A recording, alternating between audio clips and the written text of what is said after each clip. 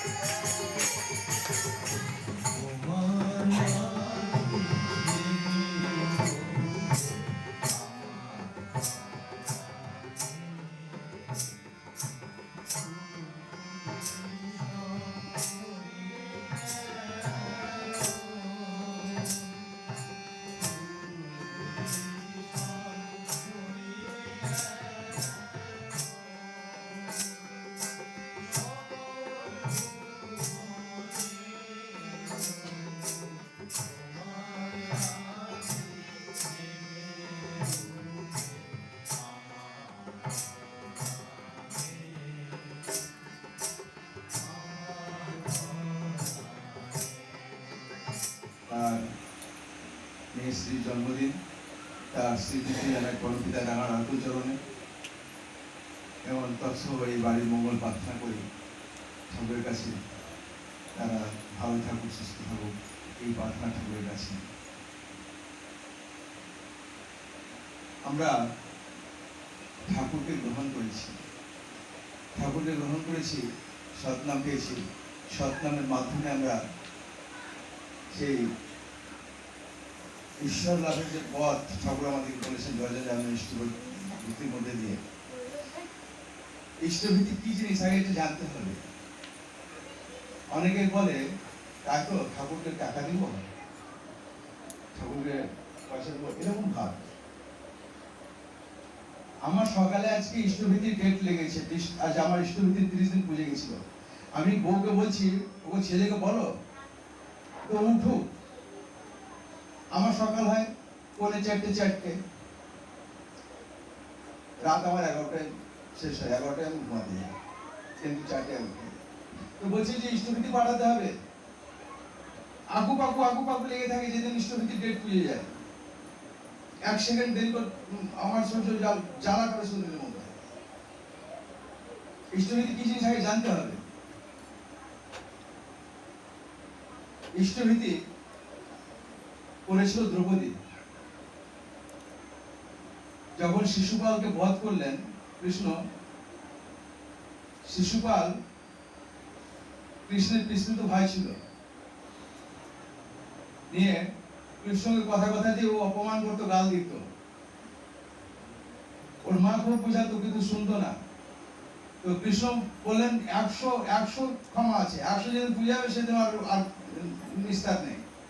তো যেদিনকে 100 যে গাল দিল, ও সেদিনকে তাকে বধ করে দিলেন। সে চক্র সুদর্শনে তার আমাকে কেটে গেছিল, দ্রৌপদীর পাশে দাঁড়িয়েছিল, তার শাড়িটা ছিঁড়ে বেঁধে দিয়েছিল। যখন তার শাড়ি যখন দরকার পড়লো, তখন কৃষ্ণ কিভাবে দিয়েছিলেন আমরা মহাভারতে দেখেছেন। আমরা যদি প্রভুকে সামান্য একটু কিছু দেয়, ও কিভাবে দিবেন, কিভাবে ফিরে দিবেন আমরা জানি না। দেওয়াই হচ্ছে পাওয়ার জননী, দেওয়া হচ্ছে পাওয়ার জননী। আমি যদি দেই তো প্রভু আমাকে কিভাবে ফিরিয়ে দিবেন সেটা আমরা জানি না। আপনারা তো দেখেছিলেন মহাভারতে, হ্যাঁ, দ্রৌপদীর যখন চিরহরণ ছিল, বস্ত্রহরণ, তখন কিভাবে কৃষ্ণ ফিরিয়ে দিলেন একদম সমস্তটাই। আমার ইষ্টভীতি আমার ইষ্টকে দেব। আমি যদি না পারি 1 টাকা দিতে, আমি 4 আনা দেব। 4 আনা না থাকলে আমি 2টো চাল তুলবো। সেই চালটা আমি 30 দিনে বিক্রি করে যেটাই মূল্য হবে সেটাই আমার ইষ্টভীতি, ওটাই আমি আমার ঠাকুরকে দেব। 2 টাকা যদি হয় 2 টাকাই আমি দেব। আমার বাড়িতে যেটা আছে সেটা দিয়ে যদি পয়সা না থাকে আমি চাল দিয়ে করব। সকালে চা খাই, চা পাতা দিয়ে সামান্য করব। আমি সারাদিনে লবণ ইউজ করি, আমি লবণ দিয়ে একটু করব। আমার প্রভুকে দেব, এই ভাব যেন থাকে, দেওয়ার ভাব। ইষ্টভীতি অনেকে ভাবে যে একটা ধান্দা বা কিছু, তা নয়।